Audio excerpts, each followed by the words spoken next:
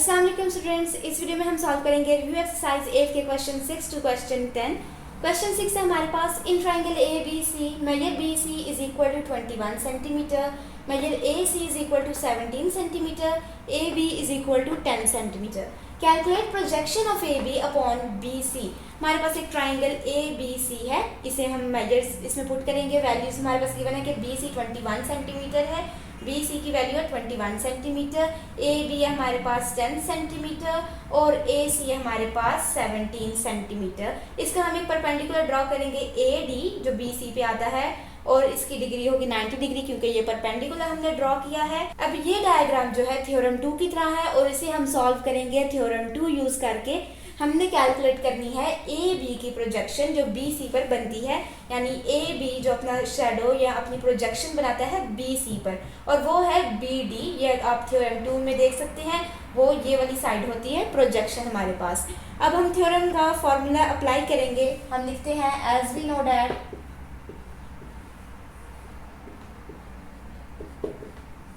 Formula है हमारे पास A C square is equal to AB square plus BC square minus 2BC and BD।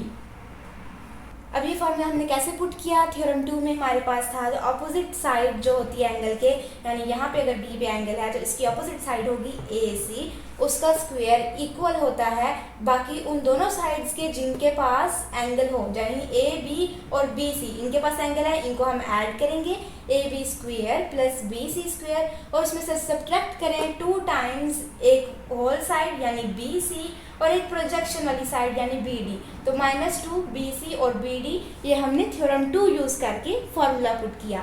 अब इसके अंदर हम वैल्यूज पुट करेंगे। ए सी की वैल्यू हमारे पास 17 square is equal to A B की वैल्यू हमारे पास 10, बी सी की वैल्यू है 21 -2 मल्टीप्लाई बाय 21 और बी डी की वैल्यू हमने फाइंड करनी है, तो बी डी को वैसे ही लिख देंगे।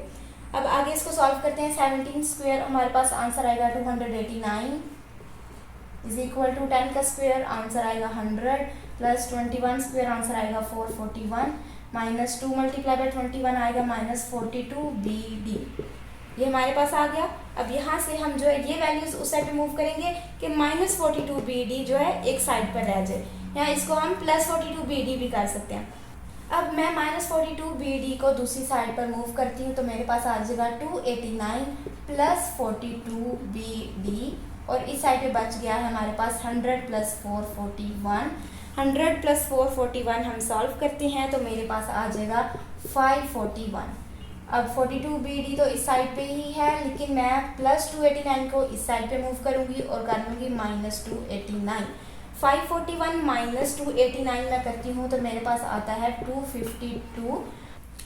यहाँ पे हमारे पास 42 बी डी था। अब मैं क्या करती हूँ, बी डी को जो है एक साइड पर रहने देती हूँ, इज इक्वल टू 252 था हमारे पास, B D is equal to 252। ये 42 जो है बी डी के साथ यहाँ पे मल्टीप्लाई हो रहा है, तो मैं इसको दूसरी साइड पे लाके 252 से डिवाइड कर दूंगी और जब इसे मैं डिवाइड करती हूँ तो बी डी की वैल्यू हमारे पास आएगी 6 सेंटीमीटर। ये आंसर है बी डी का, यानी बी डी की लेंथ है 6 सेंटीमीटर, प्रोजेक्शन की लेंथ है 6 सेंटीमीटर। ये हमारे पास आंसर है। उम्मीद है ये क्लियर है। अब हम देखते हैं क्वेश्चन नंबर 7। क्वेश्चन नंबर 7 हमारे पास in triangle A B C A is equal to 17 centimetre, B is equal to 15 centimetre and C is equal to 8 centimetre. Find measure angle A. हमारे पास एक ट्राइंगल ए बी सी है, उसे हम draw कर लेंगे, किसी भी तरह के ट्राइंगल हम बना लेंगे। अब उस ट्राइंगल में हम एक साइड को कह देंगे ए बी और सी, तो ए के ऑपोजिट जो होता है वो होता है स्मॉल ए और फिर सी के ऑपोजिट होगा स्मॉल सी और यहाँ पे बी के ऑपोजिट होगा स्मॉल बी। इस तरह से हमारे पास रेशियोज आ जाएंगे। अब ए की वैल्यू उन्होंने हमें दी है 17 सेंटीमीटर, यानी यहाँ पे आएगा 17 सेंटीमीटर, बी सी की वैल्यू होगी 17 सेंटीमीटर, यहाँ पे होगा C is equal to 8 centimetre given है और B is equal to 15 centimetre, तो ये वाली साइड है 15 सेंटीमीटर। अब हमारे पास ये एक ट्राइंगल बन गई। इसमें हमने एंगल ए ढूंढनी है। क्या है एंगल ए को ढूंढने के लिए सबसे पहले तो हम पाइथागोरस थ्योरम अप्लाई कर लेंगे, ये देखने के लिए कि पाइथागोरस थ्योरम प्रूव होता है या नहीं। तो हम करेंगे applying Pythagoras theorem. Pythagoras theorem होता है हमारे पास के हाइपोटेन्यूज वाली साइड का स्क्वायर, यानी यहाँ पे हाइपोटेन्यूज वाली साइड है BC, उसका स्क्वायर इज इक्वल टू बाकी दो साइड्स को जब ऐड करें यानी AC square plus AB square. ये इस ट्राइंगल का पाइथागोरस थ्योरम हो गया। और इसके अंदर वैल्यूज पुट करेंगे। BC की वैल्यू है हमारे पास 17 और AC की वैल्यू है 15, AB की वैल्यू है 8। अब 17 का स्क्वायर लेते हैं, हमारे पास आंसर आ जाएगा 289 इज इक्वल। 15 का स्क्वायर लेंगे, हमारे पास आएगा 225 और 8 का स्क्वायर आएगा हमारे पास 64। 225 प्लस 64 हम करते हैं तो हमारे पास इधर आ रहा है 289, जबकि दूसरी साइड पे भी 289 है और ये आपस में प्रूव हो रहे हैं, यानी हाइपोटेन्यूज वाले का स्क्वायर जो है ये इक्वल प्रूव हो रहा है बाकी दो साइड्स के स्क्वायर के सम के।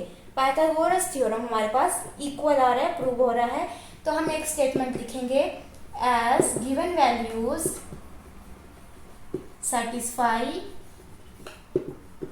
Pythagoras theorem, hence angle A is equal to 90 degree. तो हम कह रहे हैं कि जैसे कि ये वैल्यूज जो हमारे पास गिवन वैल्यूज जो हमारे पास 17, 15 और 8, इनको अगर हम पाइथागोरस थ्योरम में पुट करते हैं और वो पाइथागोरस थ्योरम को प्रूव कर देते हैं तो हमारे पास एंगल A जो है 90 डिग्री की होगी, क्योंकि अगर एंगल 90 डिग्री की है तभी पाइथागोरस थ्योरम प्रूव होगा। और यहाँ पे हम एक आगे ये फर्दर भी लिख सकते हैं, because by Pythagoras theorem the triangle is right angle triangle. Question number 8 है हमारे पास। In triangle ABC A is equal to 17 cm, B is equal to 15 cm and C is equal to 8 cm। Find measure angle B। हमारे पास उसी तरह की एक triangle है ABC जिसके अंदर A की वैल्यू 17 है, B की 15 और C की 8, लेकिन हमने यहाँ पे एंगल B फाइंड करनी है, जबकि क्वेश्चन 7 में हमने एंगल A फाइंड करनी थी। एंगल B को फाइंड करने के लिए हम सिंपली लिखेंगे अकॉर्डिंग टू द फिगर, और यहाँ पे हम कॉस का रेशियो अप्लाई करेंगे। कॉस थीटा होता है हमारे पास बेस ओवर हाइपोटेन्यूज, यानी cos theta is equal to B over H, base over hypotenuse. अब यहाँ पे हमारे पास एंगल B है तो थीटा कहते हैं एंगल को, कॉस थीटा की जगह मैं B एंगल पुट करूँगी इज इक्वल टू बेस के हमारे पास है 8 पुट किया और हाइपोटेन्यूज हमारे पास BC है 17 पुट किया। Cos B is equal to 8 over 17 को जब हम सॉल्व करेंगे हमारे पास आ जाएगा 0.470। अब B की वैल्यू हमने फाइंड करनी है तो हम क्या करेंगे, B एक साइड पर रहेगा इज इक्वल टू कॉस, अगर हम दूसरी साइड पे मूव करते हैं तो ये रेशियोज जो होते हैं इनके इन्वर्स हो जाते हैं, कॉस इन्वर्स, और कॉस इन्वर्स के अंदर आ जाएगा 0.470। इसका कॉस इन्वर्स अगर हम ले लेते हैं तो हमारे पास B की वैल्यू आएगी। कॉस इन्वर्स आप अपने कैलकुलेटर पे शिफ्ट का बटन दबा के कॉस दबाएंगे तो कॉस इन्वर्स आपके पास आएगा। अब कॉस इन्वर्स 0.470 आप अपने कैलकुलेटर पे लेंगे तो आपके पास आंसर आ जाएगा angle B is equal to 61.9 degree.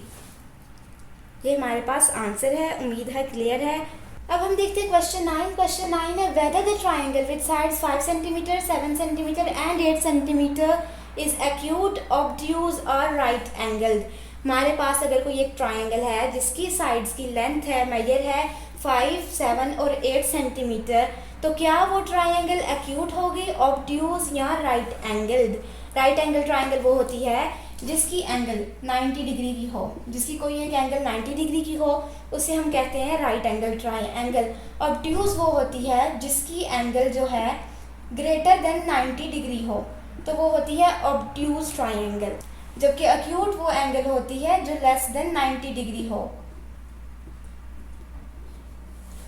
तो ये हमारे पास एक्यूट ट्राइंगल होती है। अब हम देखते हैं कि हमारे पास अगर ये साइड्स की ट्राइंगल है तो वो कौन सी होगी इनमें से।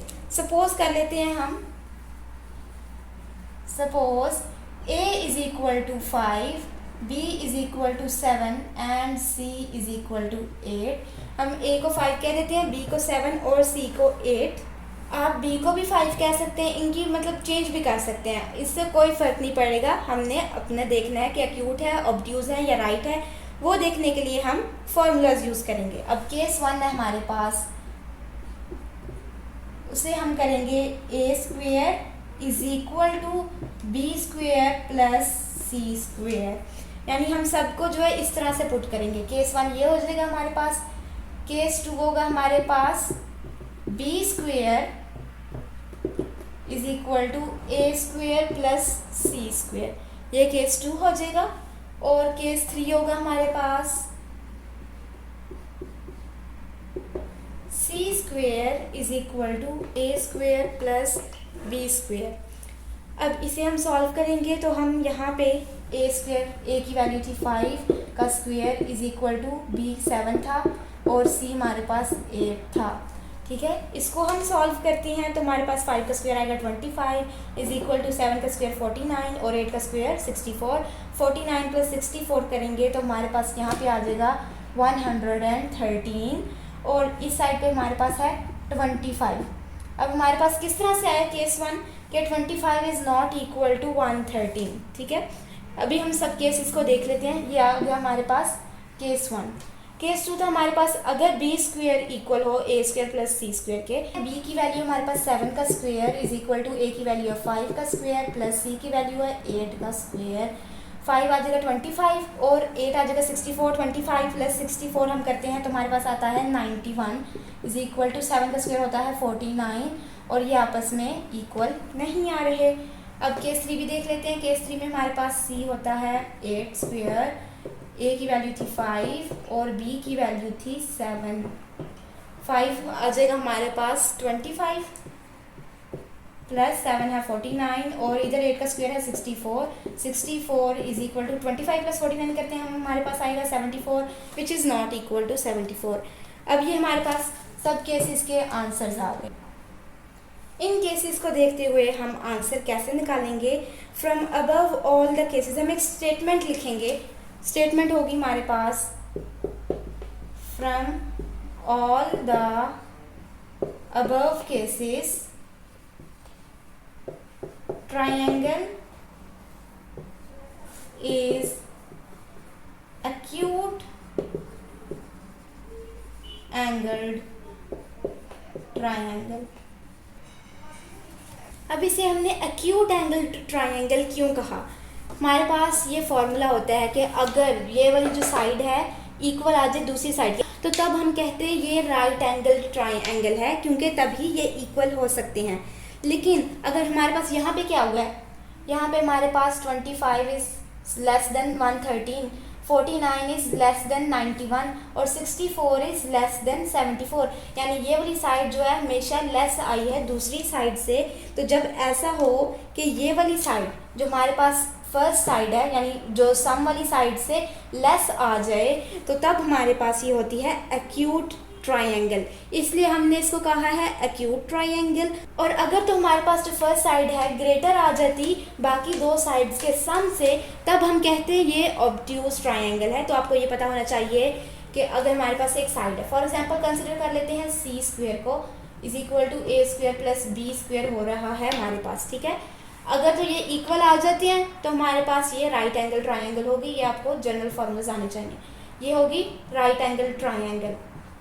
और अगर हमारे पास इस तरह से आ जाता है कि सी स्क्वेयर लेस हो ए स्क्वेयर प्लस बी स्क्वेयर से, तब ये होगी एक्यूट ट्रायंगल। और अगर सी स्क्वेयर ग्रेटर आ जाता है ए स्क्वेयर प्लस बी स्क्वेयर से, तब ये होगी ऑब्ट्यूज ट्रायंगल। तो यहाँ पे हमारे पास तीनों केसेस में ये लेस देन ए स्क्वेयर प्लस बी स्क्वेयर आया है, तो ये एक्यूट ट्रायंगल ही है। उम्मीद है ये क्लियर है। कोई भी कंफ्यूजन है तो कमेंट्स में ज़रूर पूछिएगा। अब हम देखते हैं क्वेश्चन नंबर 10। क्वेश्चन नंबर 10 है whether the triangle with sides 8, 15 and 17 is acute obtuse और राइट एंगल ट्रायंगल। तो इसे हम सेम उसी तरह सॉल्व करेंगे। केस 1 हम पुट करते हैं, केस 1, केस 2 और केस 3। केस 1 हमारे पास हम लिख लेते हैं C square is equal to A square plus B square. Case 2 A square is equal to B square plus C square. और case 3 B square is equal to A square plus C square. See हम अब पहले late कर लेते हैं, suppose that.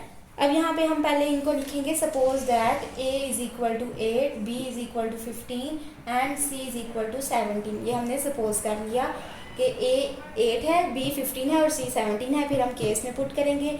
अब ए की value हमने की है 8 और बी 15 और सी 17 का स्क्वायर जब हम सॉल्व करते हैं तो हमारे पास आ जाता है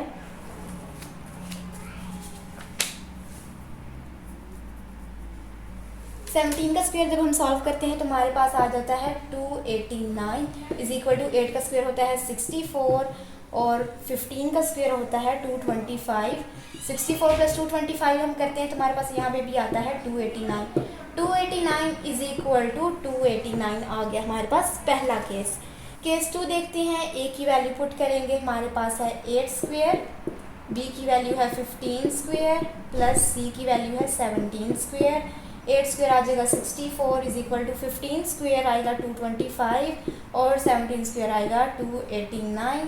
अब 64 इज इक्वल टू 225 प्लस 289 करते हैं, हमारे पास आ जाएगा 494 और 64 जो है 494 से लेस देन है। ये हो गया केस 2।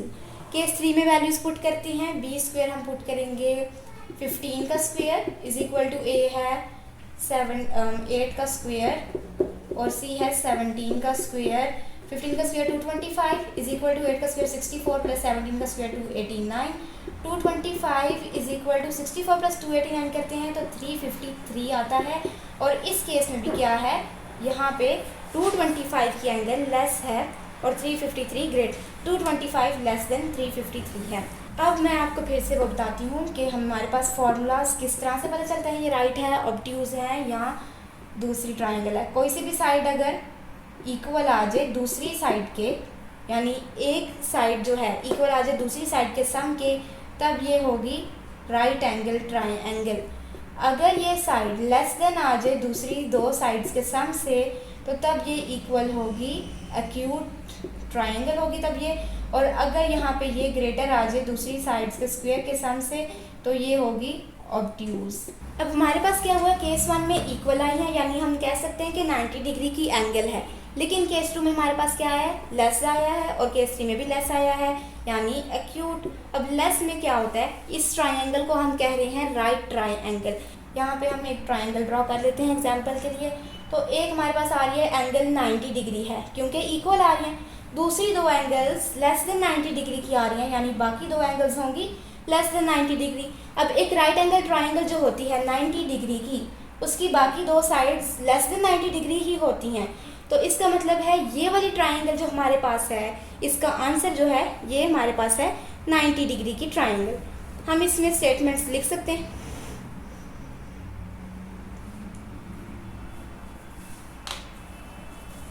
तो इसमें हम स्टेटमेंट्स लिखेंगे, hence from case 3 the triangle is right angle triangle। ये हमारा आंसर है। उम्मीद है ये सब क्वेश्चंस क्लियर हैं, कोई भी कंफ्यूजन है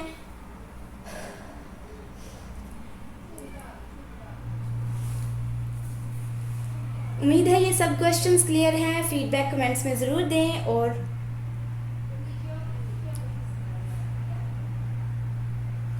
उम्मीद है ये सब क्वेश्चंस क्लियर हैं और अपनी फीडबैक कमेंट्स में ज़रूर दीजिएगा।